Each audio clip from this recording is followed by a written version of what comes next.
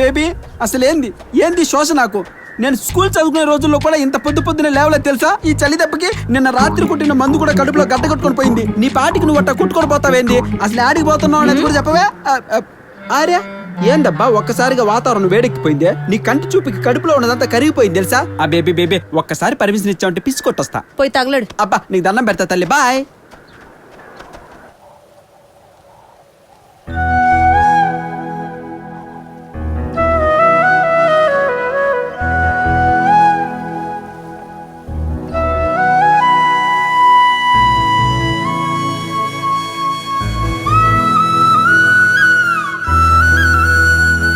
Excuse me madam, మిమ్మల్ని లోపలికి పిలుస్తున్నారు. సారీ ఫర్ ఎస్టర్డే, మాకు బిజినెస్లో రైవల్స్ ఉన్నారు, అందుకే నిన్న మీతో మావాడలా. ఏమడిగారు మీరు? యా, ఈ లేక్ పక్కన్న ఈ రెస్టారెంట్ ఒకప్పుడు మీరు అన్నట్టు అరేబియన్ రెస్టారెంటే. పాత ఓనర్ దగ్గర నుంచి మేము తీసుకున్న తర్వాత దీన్ని మేము లేక్ యూగా మార్చాం. మేము టేక్ ఓవర్ చేసిన తర్వాత ఈ లేక్ దగ్గర నాకు తెలిసి ఎటువంటి మర్డర్స్ జరగలేదు. కానీ మీ కల్లో పర్టికులర్ గా ఈ రెస్టారెంట్ ముందే నిలబడి మర్డర్ చూశానంటున్నారు కాబట్టి దీని పాత ఓనర్ అడిగి డీటెయిల్స్ ఏమైనా ఉంటే మీకు చెప్పగలను. Okay, thank you so much sir. Super collection కదా.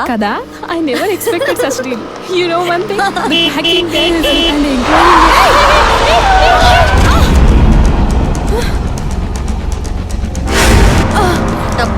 చిత్ర నవ్వుతున్నావు. దిగు బయటికి.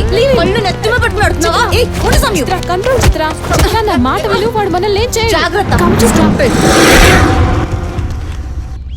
ఎవడు వాడు మనల్ని ఏం చేయడం నీకెలా తెలుసు? అతను నా ఎక్స్ లవర్. అతనితో కొన్ని నెలల క్రిందటే బ్రేకప్ అయింది. ఎందుకు? ప్రేమించిన కొత్తల్లో మంచిగానే ఉండేవాడు.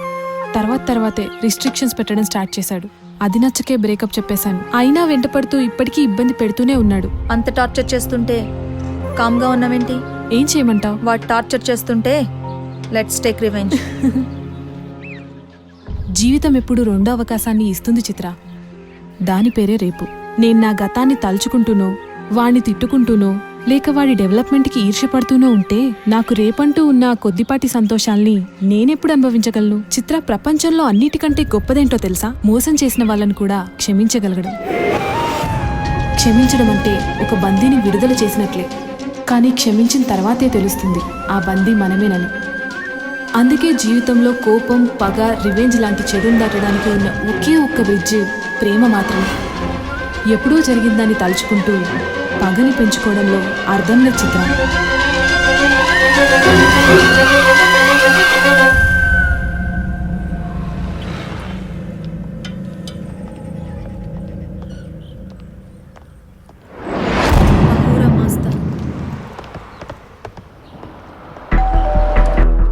నేనే అహూరా మజ్దా. ఒకప్పుడు అరేబియన్ రెస్టారెంట్ నాదే. లేక్ వ్యూ రెస్టారెంట్ ఓనర్ మీ గురించి ఫోన్ చేసి చెప్పాడు. తీసుకోండి. No thanks sir. అప్పట్లో నా అరేబియన్ రెస్టారెంట్ బాగా నడిచేది.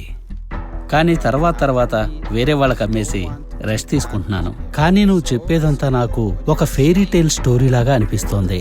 అందుకు కారణం నువ్వు అరేబియన్ రెస్టారెంట్ ముందు నిలబడి ఆ మర్డర్ చూశానంటున్నావు. నా సంగతి వదిలేయండి. మీరు ఆ రెస్టారెంట్ రన్ చేసినప్పుడు లేక్ సైడ్ జరిగిన మర్డర్స్ గురించి ఏదైనా చెప్పగలరా? అలాంటివి చాలా విన్నాను, చూశాను. ఆ లేక్ అనుకుని ఒక ఫారెస్ట్ ఉండేది. ఆ ఫారెస్ట్ లో వెదురు దొంగల స్మగ్లింగ్ జరుగుతుండేది. ఆ మాఫియా గొడవల్లో వెదురు దొంగలతో పాటు చాలా శవాలు కూడా ఆ లేకులో కుట్టుకురావడం కామన్ గా జరుగుతుండేది. నో అలా నార్మల్ గా కాకుండా ఏదైనా సెన్సేషన్ క్రియేట్ చేసిన డెత్ ఏదైనా జరిగిందా? అది కూడా పర్టికులర్ గా లేక్ లో ఉన్న ర్యాంప్ దగ్గర. ర్యాంప్ సైడా? ఇప్పుడు నాకేం గుర్తుకు రావడం లేదు. గుర్తు చేసుకోవడానికి నాకు కొద్దిగా సమయం కావాలి. కానీ ఒక చిన్న డౌట్. ఆ అరేబియన్ రెస్టారెంట్ ఒకటి ఉందని చాలా మందికి తెలియదు. నువ్వేమో అక్కడ నిలబడి మర్డర్ చూశానంటున్నావు. నేను దాన్ని అమ్మేసి 25 ఏళ్ళయింది. అంటే నువ్వు అసలు అప్పటికి పుట్టావా? పుట్టినా నీ వయసు ఎంత ఉంటుంది? అందుకే నేను ఇది ఒక నమ్మశక్యం కాని కథలా ఉందన్నాను.